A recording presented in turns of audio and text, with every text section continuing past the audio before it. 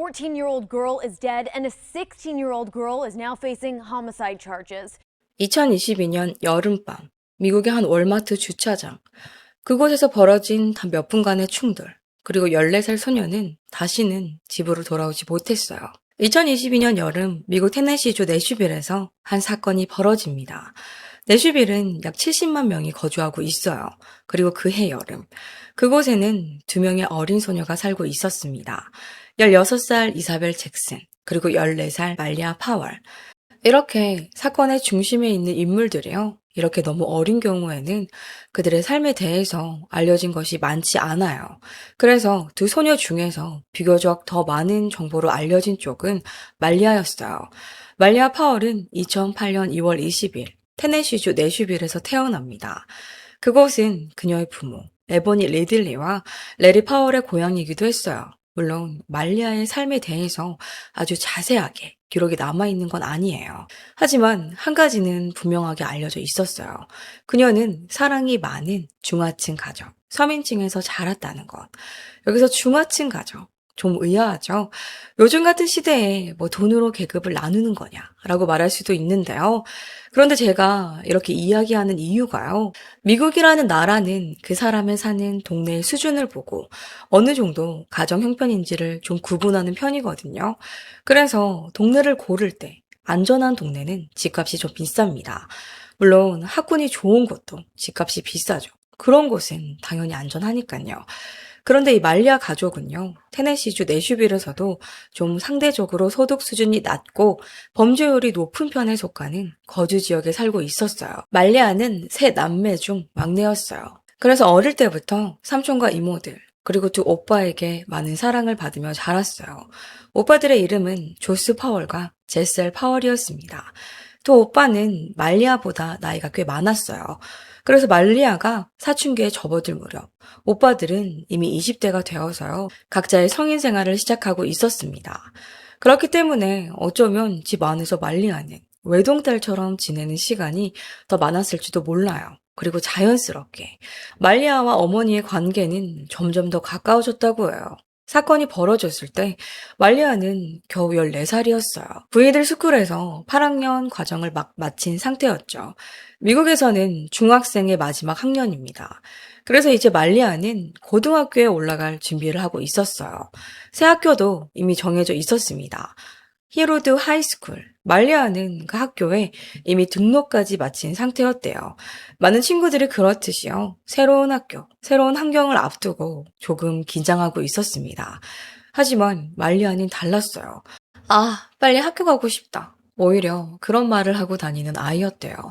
주변 친구들이 나는 긴장되는데? 라고 하면 말리아는 웃으면서 에이, 괜찮아. 재밌을 거야. 이렇게 말해주던 사람이었어요. 어쩌면 그건 말리아다운 모습이었어요.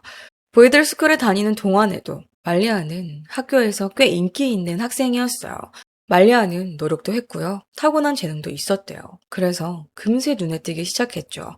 하지만 그녀를 더 특별하게 만든 건 실력만이 아니었어요.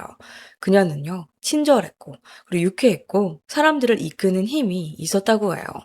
이런 친구가 주장이 안 되는 건 더 이상한 일 아닌가요? 결국 말리아는 치어리딩 팀의 주장까지 맡게 돼요.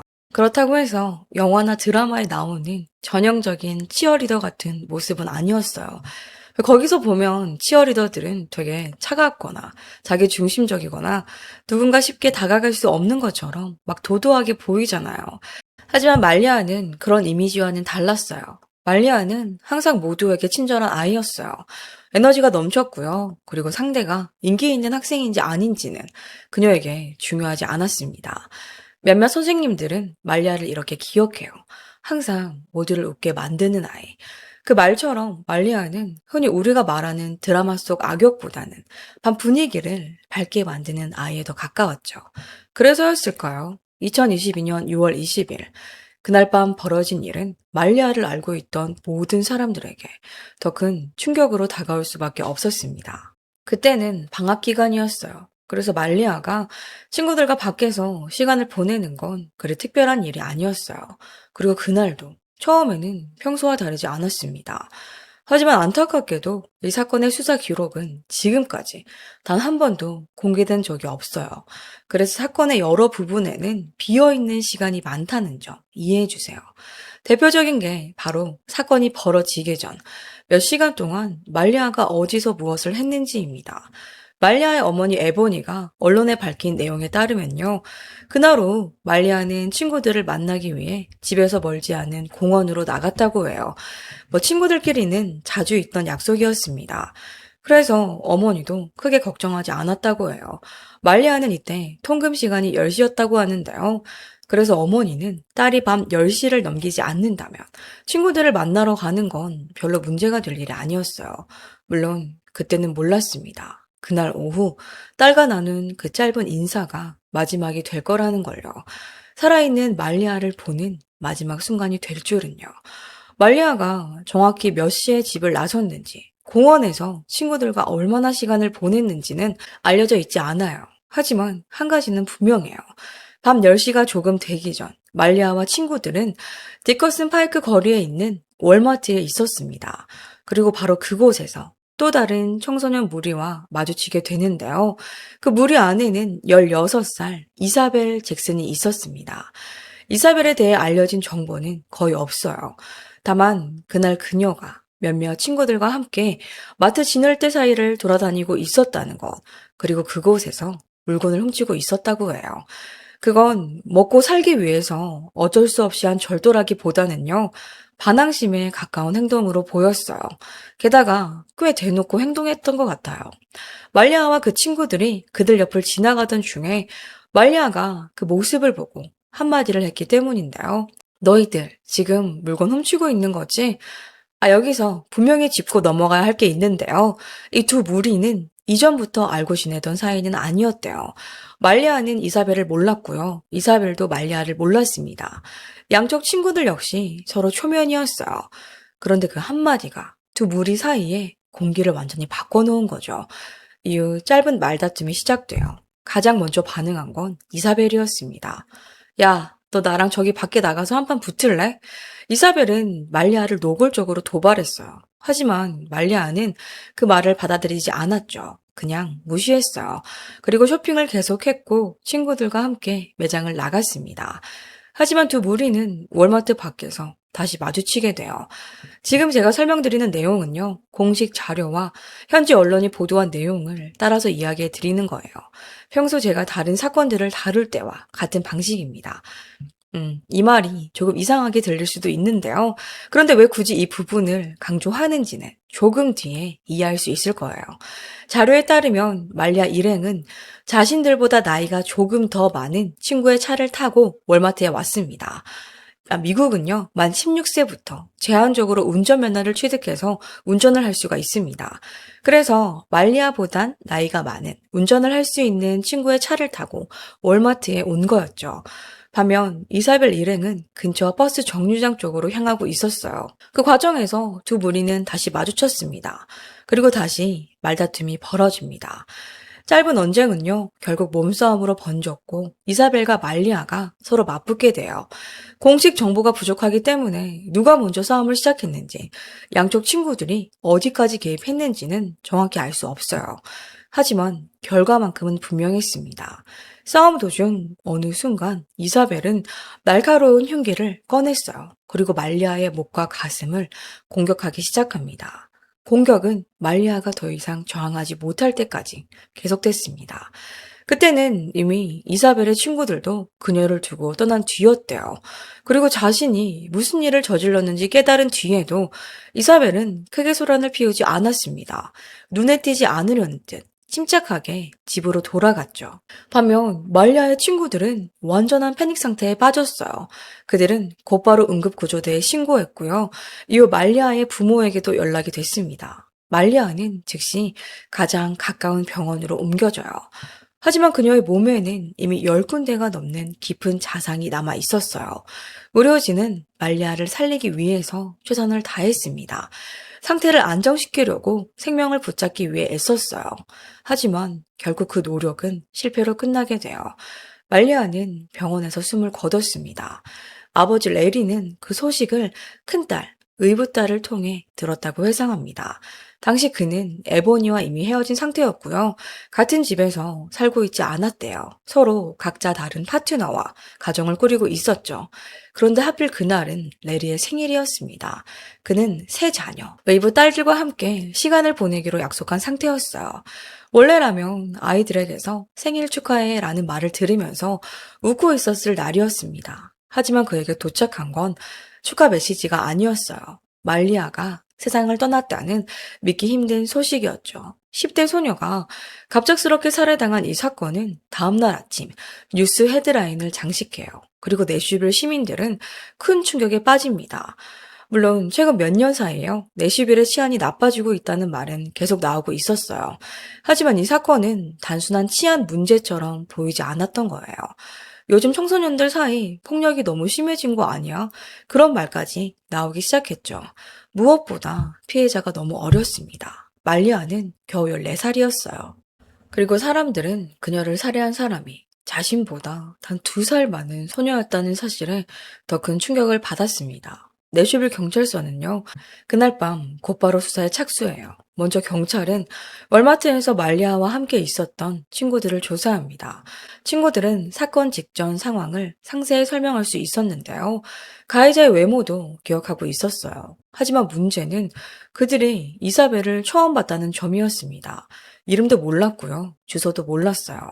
다만 함께 있던 친구 중 한 명이 가해자가 떠난 방향 정도는 기억하고 있었던 거예요. 물론 경찰은 친구들의 진술만 듣고 수사를 끝내진 않았어요.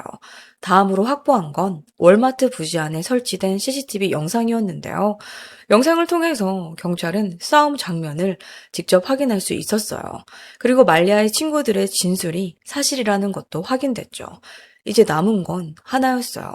가해자가 어디로 갔는지, 어떤 경로로 이동했는지, 그리고 가능하다면 그 여자애가 어디로 갔는지를 따라가서 누구인지 알아내려 했습니다. 형사들은 디커슨 파이크 거리에 설치된 모든 공공 감시 카메라 영상을 확보합니다. 그리고 감시 카메라 영상을 전부 확인하기 시작해요. 이 영상들을 하나하나 분석한 끝에 한 가지 단서를 찾아냅니다. 가해자는 몇 블록 정도 걸어간 뒤 지나가던 차량을 세워 탔습니다. 경찰은 영상 속 차량 번호판을 확인했고요. 그 차량 소유주를 찾아낼 수 있었습니다. 그 차량 운전자는 이렇게 말했어요. 아니, 밤늦은 시간에 지나가다 보니까 웬 소녀가 엉엉 울면서 걸어가고 있는 거예요. 당연히 걱정이 되지 않겠어요? 그래서 차에 태워서 그 소녀가 말한 주소로 데려다 줬어요. 그 주소는 바로 잭슨 가족의 집이었습니다. 경찰의 집을 찾아갔을 때 이사벨의 아버지는 비교적 침착하게 경찰을 맞이했다고 해요. 그리고 별다른 문제 없이 딸과 이야기할 수 있도록 허락했어요. 잠시 뒤 이사벨이 형사들을 만나기 위해서 아래층으로 내려옵니다. 그 순간 형사들이 가장 먼저 주목한 건 그녀의 외모였대요. 분명 사진과 CCTV 속 모습은 머리카락이 길고 검은색 머리카락이었는데요. CCTV 속 모습과는 달리요. 이사벨은 머리를 아주 짧게 자른 상태였던 거죠. 염색까지 되어 있었대요. 그 변화는 경찰의 의심을 더 키웠어요. 그리고 말리아 파월이 숨진 지 3일 뒤 내슈빌 경찰은 이사벨 잭슨을 체포합니다. 하지만 여기서부터 사건은 갑자기 조용해져요. 이사벨은 살인자였지만요, 동시에 미성년자였습니다. 그래서 경찰과 사법기관은 이사벨 잭슨의 미래를 보호한다는 이유로 수사 과정과 재판 절차 대부분을 비공개로 진행했습니다. 실제로 이 사건과 관련해서 마지막으로 명확하게 알려진 공식 정보는 그녀가 체포됐다는 사실뿐이었어요. 이사벨이 정확히 어떤 혐의를 받았는지, 청소년 법원에서 재판을 받았는지, 아니면 성인 법원으로 넘어갔는지, 재판은 언제 열렸는지, 어떤 형을 선고받았는지, 그 어느 것도 공개되지 않았어요. 분명 이 사건은 내슈빌 시민들에게 큰 충격을 준 사건이었음에도 말이죠. 말리아의 가족과 가까운 지인들이 저 아이는 그냥 풀어주면 안 된다, 강하게 처벌해야 한다고 요구했는데도 공개된 정보는 거의 없었대요. 결국 시간이 지나면서 사람들의 관심도 조금씩 줄어들기 시작했죠. 사건은 그렇게 서서히 잊혀져 갔습니다. 그러다 그해 9월, 말리아 가족은 또 한 번 뉴스에 오르게 됩니다. 그 가족에게 또 다른 끔찍한 일이 벌어졌기 때문입니다. 말리아의 오빠는 당시 22살이었습니다. 그는 도시 북부의 한 주유소 밖에서 자신보다 3살 어린 청년에게 살해당했어요. 이유도 분명하지 않았습니다. 단순한 말다툼이요. 공격을 당한 것으로 알려졌어요. 그 사건 이후에도 말리아나 이사벨에 대한 이야기는 거의 언급되지 않았어요. 그렇게 시간이 흘러가요. 그러다 지난해 충격적인 사실이 드러납니다. 가해자 이사벨이 이미 자유의 몸이 되어 있었다는 것. 그뿐만이 아니었어요. 이사벨은 이름까지 바꾸고요. 새로운 신분으로 활동하고 있었던 겁니다. 그리고 세상에나 SNS에서 꽤 주목받는 인플루언서가 되어 있었어요. 2025년 3월쯤 틱톡의 더 에이시안 하우스에서 한 영상을 통해 새로운 멤버의 합류를 발표했습니다. 여기서 이 아시안 하우스는요, 틱톡이나 SNS에서 활동하는 아시아계 인플루언서들을 모아서 주로 K-팝 댄스 커버, 챌린지, 브이로그 이런 걸 하는 컨텐츠 제작 그룹이래요. 이 아시안 하우스의 멤버로 루나 메이라는 19살 소녀를 소개해요. 루나는 틱톡에서 25만 명이 넘는 팔로워를 보유하고 있었고요. 인스타그램에서도 37만 명이 넘는 팔로워를 가지고 있었대요. 보니까 2024년 9월부터 인스타그램에 콘텐츠를 올리기 시작했습니다. 비슷한 시기에 틱톡 활동도 시작합니다. 처음에는 이 루나라는 소녀가 더 에이시안 하우스에 들어갔다는 사실이 그렇게 큰 화제가 되지는 않았어요. 그냥 새 멤버가 들어왔구나. 그냥 그 정도 반응에 가까웠어요. 루나는요, 당시에 아주 빠르게 성장하고 있는 인플루언서였고요. 이 그룹에 들어가기 위한 기본 조건도 충분히 갖추고 있었다고 해요. 예쁘장한 외모에 아시아계라는 특징도 있었고, SNS 팔로워 수도 한몫했죠. 그런데 또 에이시안 하우스에 들어간 뒤로는 상황이 조금씩 달라지기 시작해요. 그곳에서 영상을 올리고 다른 인플루언서들과 함께 협업해서 컨텐츠들을 찍으면서 루나의 이름도 점점 더 많은 사람들에게 알려지기 시작한 겁니다. 몇몇은 영상 속 그 얼굴을 보자마자 이 사람 어디서 본 것 같은데? 어디서 봤더라? 분명히 어디서 봤는데? 그녀를 알아보는 사람들이 생기기 시작한 거예요. 특히 내쉬빌 사람들 중 일부는 루나의 얼굴을 보자마자 뭔가 이상하다고 느끼기 시작했어요. 하지만 그 이야기를 하기 전에요. 먼저 더 에이시안 하우스가 어떤 것인지 잠깐만 조금 더 짚고 넘어가야 할 게 있어요. 더 에이시안 하우스는 아까 제가 일종의 콘텐츠 제작소라고 했잖아요. 여러 명의 콘텐츠 크리에이터들이 한 집에 함께 살면서 영상과 사진을 더 많이 만들고 서로 협업도 하는 건데요. 그렇게 해서 콘텐츠 성과를 높이고 결국 더 많은 수익을 얻는 방식이죠. 이런 하우스가 잘 되려면 구성원들의 결이 어느 정도 맞아야 합니다. 비슷한 시청자층을 가지고 있는 사람들이던가 비슷한 콘텐츠를 만드는 사람들이던가 아니면 최소한 공통된 특징이 있거나 서로 가까운 지역에 있는 사람들이 모이는 경우가 많아요. 이런 형태의 하우스 중에 가장 유명했던 곳은 더 하이프 하우스였어요. 한때 넷플릭스 리얼리티 프로그램까지 제작된 곳인데요. 그곳에는 찰리 다멜리오, 여러분이 아는 틱톡의 여왕이라고 불리죠. 그리고 릴 허디 같은 1세대 유명 틱토커들이 소속돼 있었습니다. 물론 지금도 이런 컨텐츠 하우스는 수십 개가 존재합니다. 그리고 지금 이야기하고 있는 더 에이시안 하우스는 이름 그대로 모든 멤버가 아시아계라는 특징을 가진 그룹이었어요. 당연히 모두 금발인 여성만 있는 블론드 하우스 같은 것도 있습니다. 그런데 이 더 아시안 하우스는 단순히 아시아계라는 공통점만 있는 그룹은 아니었어요. 멤버들이 올리는 콘텐츠 자체가 꽤 수위가 높은 편이라는 특징도 있었죠. 루나 메이 역시 다른 멤버들과 크게 다르지 않았어요. 그녀는요, 일반 SNS 활동만 한 게 아니었어요. 자신의 올리팬스 계정도 운영하고 있었고요. 그곳에는 다른 SNS보다 훨씬 더 콘텐츠를 올리고 있었습니다. 사실상 루나는요, 일반 SNS에서조차도요, 대부분 이거나 외모 위주의 사진과 영상들을 많이 올렸대요. 루나 메이의 SNS는 그렇게 꾸준히 규모가 커지고 있었습니다. 2025년에 본격적으로 활동을 시작한 지 불과 몇 달 만에 팔로워 수는 상당한 수준까지 올라갑니다. 그리고 다른 여성 크리에이터들과의 협업 덕분에 그녀의 콘텐츠는 점점 더 많은 사람들에게 퍼지기 시작해요. 바로 그때부터였습니다. 몇몇 사람들이 그녀의 얼굴을 보고 이상한 느낌을 받기 시작한 건요. 어디서 본 것 같은데? 처음에는 그런 댓글이 그리 많진 않았어요. 하지만 루나 인기가 커질수록 그녀의 얼굴이 낯이 익다고 말하는 사람들도 점점 늘어만 갔죠. 심지어 댓글창에는 난리가 났어요. 잠깐만, 이 얼굴 어디서 본 것 같은데. 혹시 내슈빌 그 사건에 나온 애 아니야? 이름 바꾼 거 아니야? 하지만 루나는 그 모든 반응을 완전히 무시했어요. 그렇다고 의혹이 사라진 건 아니었죠. 오히려 레딧에서는 루나의 과거를 직접 찾아보기 시작해요. 그리고 결국 그들 중 누군가가 한 장의 사진을 찾아냅니다. 2022년 6월 23일에 촬영된 교도소 머그샷이었어요. 그 사진이 발견되는 순간 사람들은 과거 뉴스 기사들과 루나의 얼굴을 연결하기 시작해요. 그리고 드러난 사실은 충격적이었어요.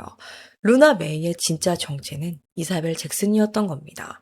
16살 때 또 다른 10대 소녀를 살해했던 바로 그 인물이었던 거예요. 그 이후 틱톡에는 그녀의 진짜 정체를 폭로하는 영상들이 쏟아지기 시작해요. 몇 주 동안이나 틱톡상에서 커져가던 의혹은 이제 더 이상 무시할 수 없는 수준이 된 겁니다. 결국 2025년 5월 초 루나는 처음으로 공개 입장을 밝힙니다. 앤디 밀리와 함께 진행한 인터뷰 형식의 영상이었는데요. 28분 분량의 유튜브 영상이었어요. 루나는 3년 전 사건에 대해 자신이 기억하는 자신의 시선에서 이야기를 꺼냅니다. 그런데 사람들을 가장 분노하게 만든 건 그녀가 사건을 설명하는 방식이었어요. 먼저 영상은 앤디 밀리가 말리아 가족에게 애도를 표하는 것으로 시작합니다. 그는 짧게 말리아가 어떤 사람이었는지 언급하며 정말 좋은 아이였다고 말했어요. 그런데 그 장면은 묘하게 불편하게 느껴질 수밖에 없어요. 아니, 그렇지 않나요? 그 채널에 출연한 사람이 말 그대로 그 소녀를 죽인 사람인데. 그게 좀 아이러니하죠. 물론 앤디 밀리의 애도가 진심이었다고 가정해 봅시다. 짧은 소개가 끝나자마자 앤디는 루나에게 물어요. 사건이 있기 전 말리아를 알고 있었나요? 그러자 루나는 자신의 이야기를 시작합니다. 월마트 안에서 마주치기 전까지는 말리아라는 아이를 본 적도 없었어요. 그 친구들도 전혀 몰랐고요. 루나의 말에 따르면 어느 순간 뭔가 이상한 느낌이 들기 시작했대요. 저 말리아 쪽 여자애들이 계속 우리 쪽을 쳐다봤어요. 뭔가 자기들끼리 속닥거리면서 웃고 있었고요. 하지만 처음에는 그냥 무시하려 했다고 해요. 그러다가 말리아는 아니었지만 그 친구들 중 한 명이 음식 코너에 있던 이사벨의 남자친구에게 다가갔다고 해요. 당시 여자애들은 화장품 코너 근처에 있었고요. 그런데 그때 말리아의 친구들 중 한 명이 이사벨 남자친구에게 가서 야, 네 여자친구가 지금 물건 훔치고 있는데? 그리고 이 행동이 이사벨 본인을 굉장히 불쾌하게 만들었다고 주장해요. 이사벨은 자신이 물건을 훔친 건 사실이라고 말했어요. 하지만 처음 보는 여자애들이 왜 월마트에서 남이 물건을 훔치든 말든 그걸 왜 그렇게까지 신경 쓰는지 이해할 수 없었다고 했습니다.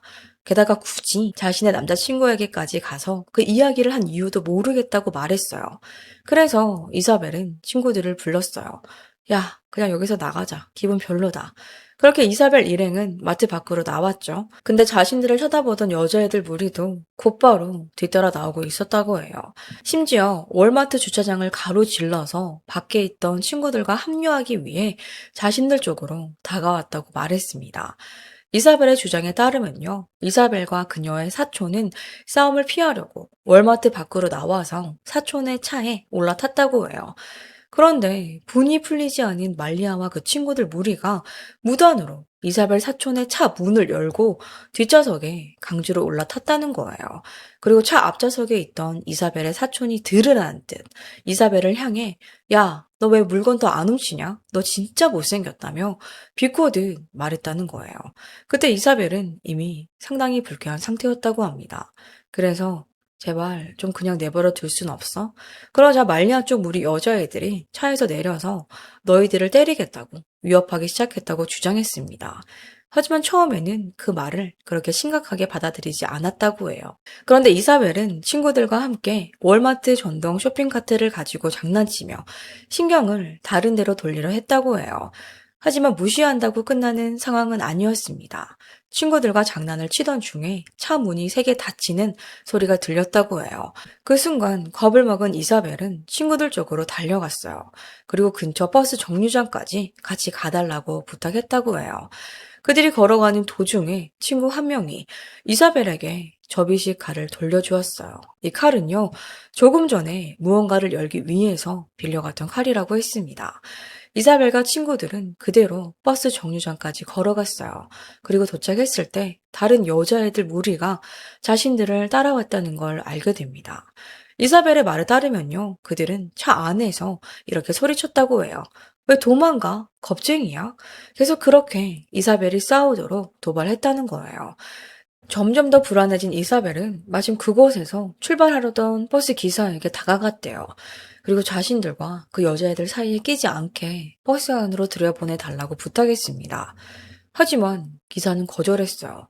그리고 이사벨이 다시 친구들 쪽으로 돌아서려던 순간 여자애들 무리가 가까이 다가오는 게 보였다고 했어요. 무언가 할 틈도 없이 그중 한 명이 이사벨의 머리카락을 잡아당겼다고 해요. 이사벨은 그 이후 정확히 무슨 일이 있었는지 기억나지 않는다고 말했어요.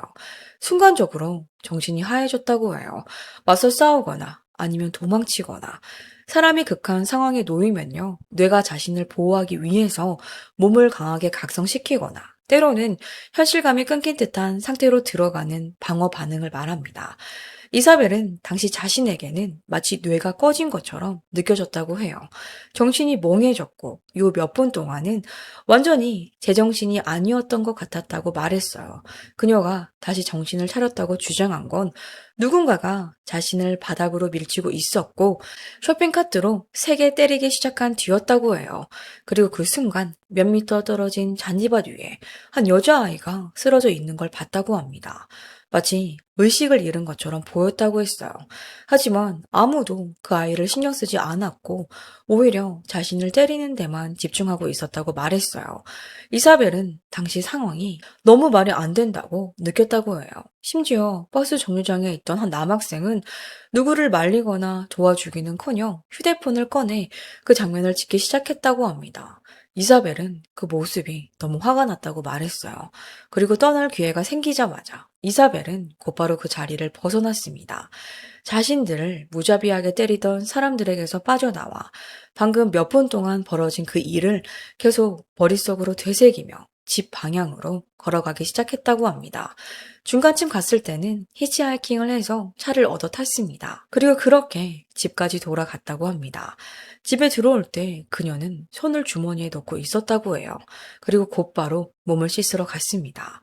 이사벨의 말에 따르면요. 그때는 자기도 무슨 일이 벌어진 건지 제대로 몰랐다고요. 말리아가 죽은 줄도 몰랐고 그 일이 자기 때문이라는 생각도 못했다고 해요. 하지만 머릿속에서 계속 떠나지 않는 장면이 하나 있었다고 해요. 현장에 흩어져 있던 그 장면이 계속 떠올라서 몸이 얼어붙는 것 같았다고 했어요. 이사벨은 눈물을 흘리며 아버지에게 말했습니다. 자신이 기억하는 범위 안에서 그날 무슨 일이 있었는지 이야기했다고 해요. 아버지는 내 딸이 일부러 누군가를 해치려 한 건 아니라고 생각했던 것 같습니다. 하지만 동시에 알고 있었죠. 경찰과 법원은 그렇게 단순하게 받아들이지 않을 거라는 걸요. 그래서 아버지는 이사벨에게 두 가지 선택지가 있다고 말했다고 해요. 하나는 자신이 한 일과 그 결과를 받아들이는 것, 그리고 다른 하나는 도망치는 거였어요. 하지만 도망친다는 건 그 순간만 피하고 끝나는 문제가 아니었어요. 평생 그렇게 살아야 한다는 뜻이었죠. 이사벨은 자신은 도망치지 않기로 했다고 말했습니다.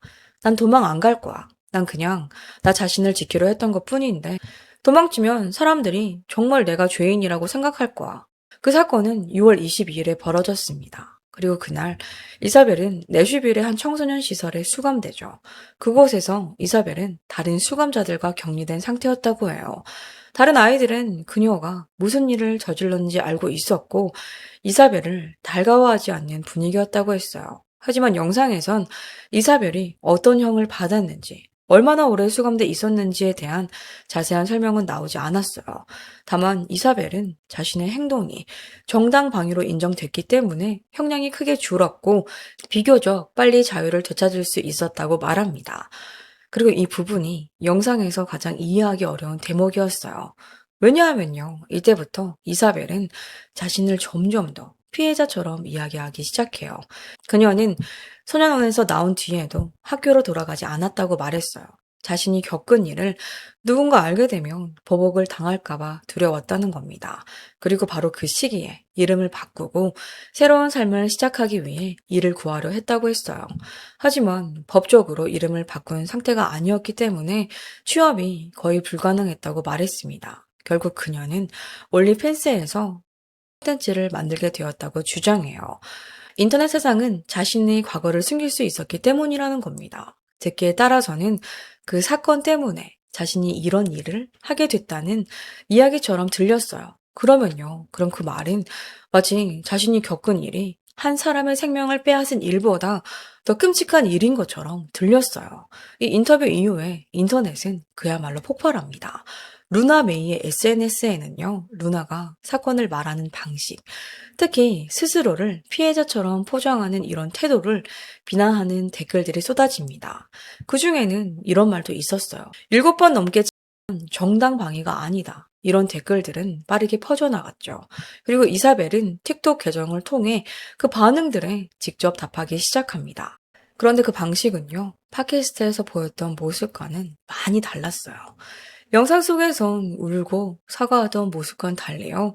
틱톡에서는 오히려 더 공격적인 태도로 댓글에 대응하기 시작한 거예요.